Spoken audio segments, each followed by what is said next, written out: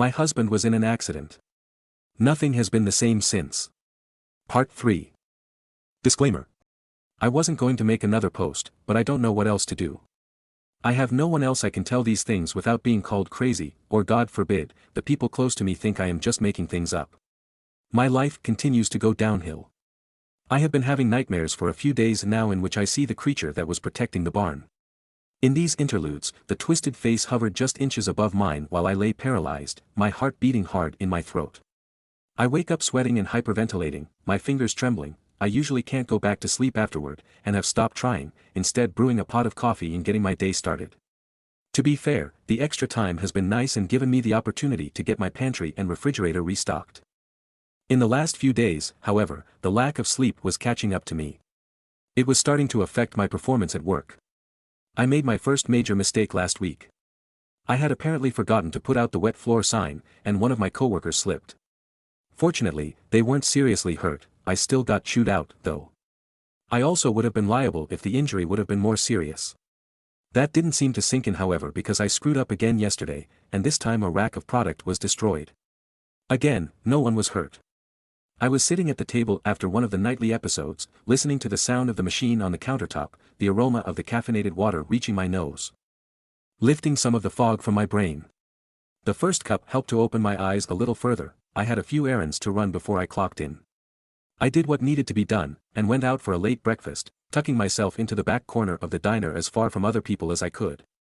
I didn't even really want to interact with the hostess or server, though I had to. I barely tasted my food as I chewed and swallowed it. Things were starting to seem very strange to me, almost surreal, no matter how mundane the scene in front of me was. I blame it on sleep deprivation, because even as I type this I am unsure if I am dreaming. Maybe I am just a little drunk, on top of my personal life crumbling around me. I have been getting the feeling that I am being watched. It started a few days ago, while I was outside, cleaning out the gutters during a brief respite from the rain. I glanced around from my vantage point on the ladder, but saw nothing suspicious, just people going about their daily lives. I walked back inside, but the feeling didn't subside. I felt uncomfortable and unsafe in my own home until I left for work. I barely remember making it through my shift, my brain fuzzy and buzzing from lack of sleep and paranoia. As soon as I got home, I crawled into the bottle, barely paying attention to the movie I had turned on. I glanced around, lamenting the lack of decorations that I had put up, even though at this point it was only a few days before Christmas. The feeling didn't motivate me to do anything more than drink more. I passed out on the couch, and wasn't quite awake when my brain registered the sound of something scraping over the side of my apartment. I sat up quickly, my head spinning quickly from the alcohol still circulating my bloodstream. I glanced toward the front door, holding my breath and half expecting the knob to begin to turn. It didn't, and after a while, my heartbeat slowed and my brain began to rationalize things. I started to feel silly, and as I stood, I glanced toward the window. I saw a flicker of movement there, and was positive I hadn't imagined it, and against every instinct, I moved in that direction. When I looked through the curtains, I saw nothing unusual. I again mentally chastised myself. I was allowing my mind to play tricks on me, and I was embarrassed even though I was alone. I stumbled my way to the bed and collapsed into it, letting my eyes close again. This time it was dreams of the twisted, shadowy figure with the glowing eyes that woke me. This time I was far more clear-headed and the sun was beginning to come up. I shaved and showered, then got dressed. I went out to send off some bill payments, and stopped at a small coffee shop on a whim. I ordered my drink and turned to walk to a table, bumping into another patron. "I'm sorry." "Excuse me," I proclaimed meekly. "It's okay," the stranger said, and when I looked up and met his eyes, I was immediately flushed. This man was beautiful. He had clear skin and large brown eyes situated above a set of cupid bow lips. I stammered and moved out of his way, waiting for the barista to call my name. The stranger I had bumped into approached me after a few minutes. I felt myself flush again. He didn't say anything, and even smiled when the young girl behind the counter called my name. I noticed because I couldn't stop peeking at him from the corner of my eye. I went to work without returning home and found myself thinking about the encounter throughout the day. As if I had manifested him, the man with the brown eyes came to my place of work. "Hello again," he said with a slight smile when our eyes met. "How are you?" I replied, still slightly distracted with what I was doing. "Doing fine, and yourself?" The stranger prodded, lingering near me, living the dream. I joked, though I began to wonder if the man had followed me here, after seeing my name tag at the coffee shop. the paranoia I had been feeling for the past few days re-emerged suddenly and I felt a panic attack coming on. I didn't even excuse myself, just walked away quickly, feet carrying me into the break room.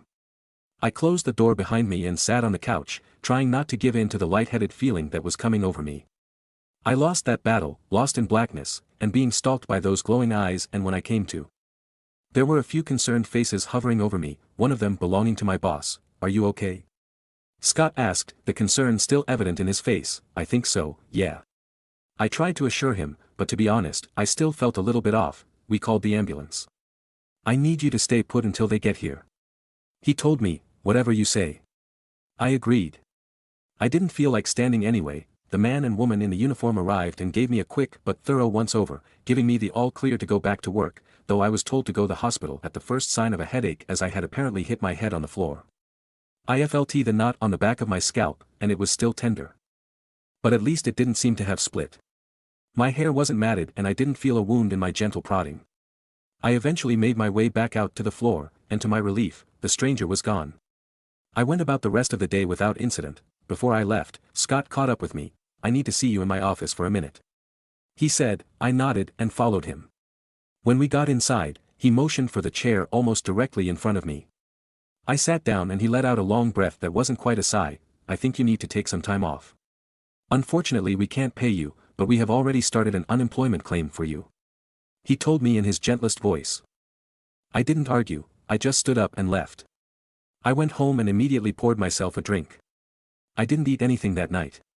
Christmas came and went, but I was just going through the motions. My mother and father tried to make me laugh, but it didn't work. I felt myself slipping further into despair. I had lost everything, and even my sleep was being taken from me by the terrible dreams I was having nightly. I started drinking as soon as I got home once again.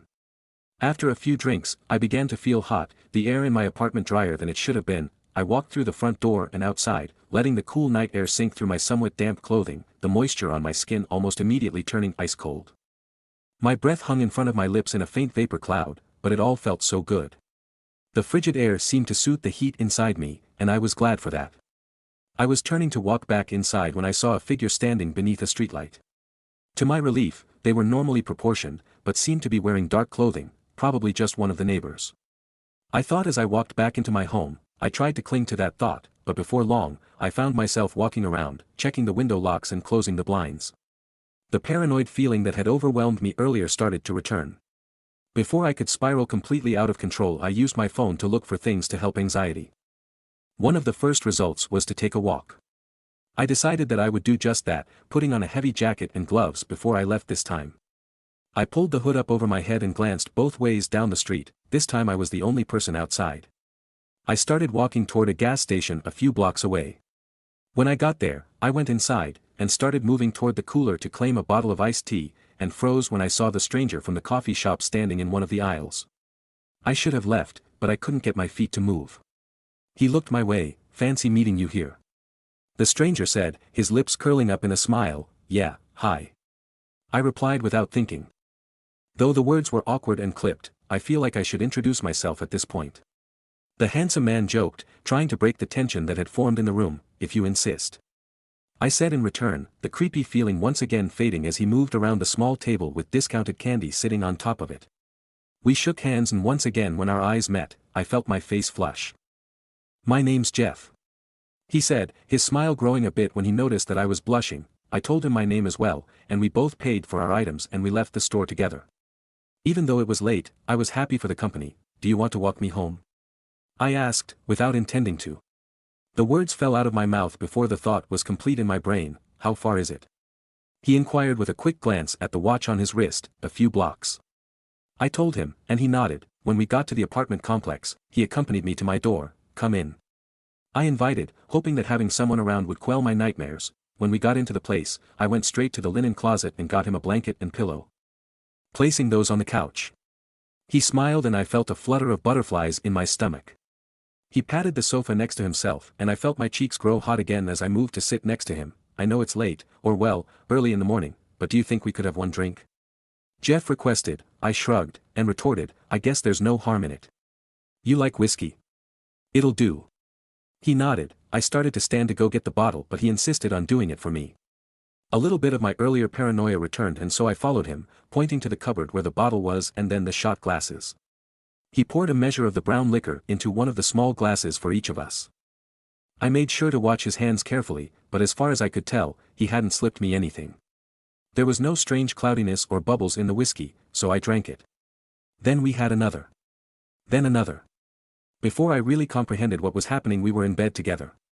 After we finished and got cleaned up, I laid next to Jeff, and as I drifted to sleep, I thought I saw his eyes glowing. I woke up long after noon had passed. I was alone. I sat up slowly, and looked around, my brain dragging a little bit. There was no sign that Jeff had been there at all. The blanket and pillow I had placed on the couch was back in the linen closet, and there was one shot glass sitting in the dish drainer. I shook my head and moved to the bathroom, taking a long shower. I toweled off and got dressed, then drove to the grocery store. I began to feel as if I was being watched again. I developed tunnel vision and my head spun. I tried to hurry toward the bathroom, but didn't make it, as far as I know. I woke up in the back of an ambulance, and as the doors closed, I swore I saw Jeff's face in the crowd of concerned faces of the employees and other customers. His lips were turned up in a familiar smile and his usually brown eyes seemed to smolder with amber light. When I got to the hospital, I was diagnosed with a severe concussion and released after a few hours. I tried to call Terry to tell him about my fainting spells. But he didn't answer. I woke a couple of days ago to knocking at my door. A man in a delivery uniform stood there, and handed me a small flower arrangement. The small card said "Get well soon," but there was no sender. That's when I saw Jeff walking around the corner away from my house. I didn't chase him, but I am going to confront him the next time we meet. My husband was in an accident. Nothing has been the same since. Part 4. I hadn't seen Terry since before the new year and all of my efforts to reach out had been fruitless. I also hadn't seen Jeff since the night that card had been delivered. I had been trying to focus on my work, but just last week, made another mistake and finally got fired. That devastated me, and I realized that there was a real possibility of either moving back in with my parents at nearly 41 years old or being completely homeless. I did consider sleeping in my car as I began to pack my belongings, informing my landlord that I would be vacating at the end of the month. The day after I got fired I was still busy packing and then transporting things over to my parents' house for storage. Lugging the heavier cartons down into the basement with my father's help, and the lighter ones into my childhood bedroom. "You know you can come back here, right?" he asked as we grabbed the last boxes full of books. "I'm going to try to avoid it. I am going to start looking for a new job on Monday. I am okay financially for now." I lied. The fact was, since my husband left I had fallen further and further behind on bills. I don't know if it was pride, or pure embarrassment, but I couldn't admit that to the man who had raised me. I had a feeling he knew that I was being dishonest, but I quickly escaped the situation, returning to my home to begin packing up the majority of my clothing. My footsteps and other small sounds I made echoed off of the bare walls, which compounded the sadness and despair that I had been feeling since the beginning of winter. My heart broke every time I glanced at a spot on the wall where a photo or piece of artwork once hung. I ended up crying for the first time since Terry's hospitalization that night. It felt good to release some of the pain and regret I had been feeling, and for some reason, when I began to calm down, I thought of Jeff. I moved to one of the remaining pieces of furniture, an old desk that had belonged to an uncle who had passed away. I opened the drawer and extracted the card. There was no handwritten message inside. Or anything of that sort, just the words, "Get well soon," in plain typeface. I picked up my phone and dialed the number that the man had given me, but just as with my former lover, I got no response. I returned to the house that I grew up in just in time for dinner. The conversation was light, in spite of the earlier tension. "Do you want to stay here tonight?" my mother offered. I guess I could. I accepted. As I cleared the dishes and rinsed them, then loaded the dishwasher, my mother pulled the futon from the couch and put clean sheets and a blanket onto it. I went to the cupboard and grabbed my own pillow. Though I wasn't quite ready to go to bed yet. "I'm going to go for a walk to the store. Do you want anything?" I asked loudly enough for both of my parental units to hear. They both declined, and so I pulled on my coat and shoes, heading outside. I shoved my hands in my pockets as I began to walk, my breath escaping my lips in small puffs of vapor. Being outside felt good for the first time in a while, and as I approached the store, I considered extending my journey, though I decided against it, settling for lingering in random aisles. I was standing there, skimming an article in one of the magazines that occupied part of a book rack in one of the supermarket's aisles when I got the sense that I was being watched for the first time that day. I glanced around, and thought I saw someone hurrying around the end cap at the far end of the narrow aisle. I walked that way, but when I turned I saw only other shoppers. I tossed the magazine into my cart as I finished collecting the items I wanted. All of my purchases fit into one bag, which was a good thing, considering I still had to walk back. At least it's not raining. I thought to myself and continued strolling back toward my childhood home, when again I thought I saw movement about a block ahead of me. This time I would call out to the figure that I thought I saw, "Hey! Stop!" I yelled, my legs pumping a little bit faster, but whoever it was must have started running as well. The side street was deserted. I began to question my own sanity in that moment. It wasn't the first time that I'd had the thought. But it was the first time I started to believe it. I hurried back to the house, putting away the things I had bought. My parents didn't linger in the living room, my father spending some time down in the basement, tinkering with something while my mother busied herself in their bedroom, diving into one of the books on her bedside table. I wandered up the stairs, and into the room I had slept in as a child. The rooms were still a soft robin's egg blue, though the paint had faded considerably over time. There were boxes and totes of various items littering the floor. I stood there for a long time, and in my mind I could see the place the way it had been when I was young. Posters and certificates. On the walls, my toys and clothing strewn about. When I came back to reality, I felt a heaviness in my chest. For the first time in weeks, the dam burst and I sunk to the floor in tears. I wanted my life back. Everything was going wrong. I left the room and went back to the kitchen, retrieving one of the cans of beer that I had picked up from the store, cracking that and sitting at the table where we had eaten dinner. I drank quickly and when the first can was empty, opened another. I drank the whole six-pack, sitting alone at the dining room table, alternating between lamenting my losses and being determined to rise above them. My parents kept their distance, and eventually I heard them retreat to their room. I didn't sleep. Even after I laid down, I ended up getting up and raiding the liquor cabinet. I was extremely drunk by the time the sun came up but didn't collapse into the bed that had been made for me until long after they left the house to run errands. The alcohol washed my dreams away as soon as I woke up, and I was grateful for that. I sat up, dazed and still foggy-headed, uncertain of what to do. I turned my phone on and set it on the table while it went through the boot process. I started a pot of coffee and was surprised by the tone that alerted me to a new voicemail. I waited until I was able to pour a cup of the dark, caffeinated water before I checked it, and when I did, I felt my spirit lift for the first time in days. Terry had finally returned my calls, and from the sound of the message, he was drunk. He said that he wanted to see me, that he was realizing that he had made a mistake. I saved the message and quickly pulled up his contact information, pressing the call button.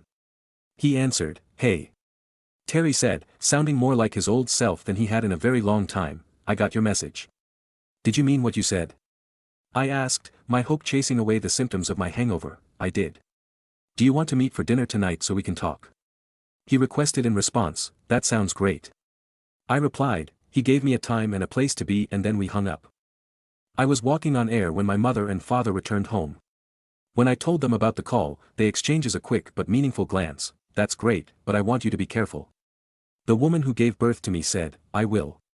I assured, but only half meant it. I quickly changed the subject and quickly exited the house, driving back home. I tidied up and even vacuumed the carpet, hoping that I wouldn't be coming home alone that night.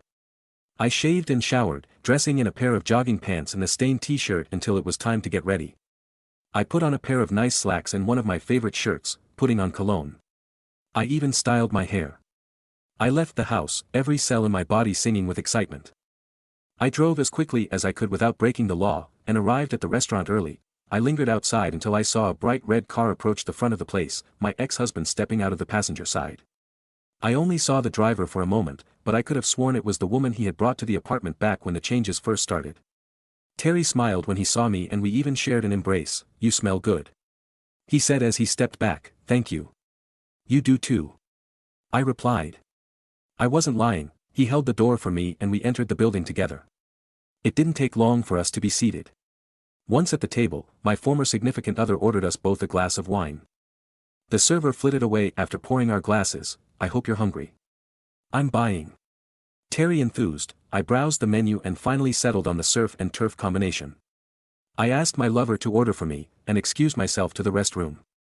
I stared at myself in the mirror for a second, and then washed my hands and splashed some water on my face, wiping it away with a paper towel. I took a few deep breaths, calming the burst of butterflies I felt in my stomach. I made my way back out into the restaurant and took my seat. "What did you want to talk about?" I asked after a sip of the fruity red wine that Terry had selected. "I wanted to apologize, first of all. I didn't communicate with you very well," my former husband said, his eyes falling to the top of the table. so, explain it to me now. I replied. He looked like he was about to open up, but our food arrived, disrupting the flow of our conversation. We both turned our attention to our respective meals, and afterward, we took a walk, and as we strolled, Terry began to talk. I won't be repeating what he told me, because it was insane, but also I believe he experienced it. I don't know if it was the wine, or just the fact that we were talking, but when Terry invited me to come home with him, I accepted. He ordered a ride from his phone, and when the car pulled up, my heart stopped. I recognized the driver. It was Jeff. He acted as if we had never met. So I did the same. He dropped us off at Terry's new apartment, and I was surprised at how opulent it was. He offered me a drink as we stepped off of the elevator, and I again accepted. Make yourself at home, love. He told me. I did just that, flopping down on the black velvet couch in his living room. He entered the room, carrying 2 glasses of whiskey. He handed me one of them and then perched next to me, the hand not holding his drink falling on my thigh. I felt a little thrill run through my body at the contact and had to suppress a shudder. We sipped our drinks and talked about nothing for a while. I didn't dump all of the things that had gone wrong on him, however, dodging his questions about my job. We had another drink, and I began to lose my inhibitions. I leaned over and kissed Terry. Hard. To my pure delight, he didn't withdraw, instead falling into my embrace. We barely made it to the bedroom. When we finished, we took turns in the shower, and I laid down in the bed next to my former partner. I couldn't sleep for a while, a familiar feeling creeping into the back of my mind. It was the sensation of being watched, and my eyelids opened in response.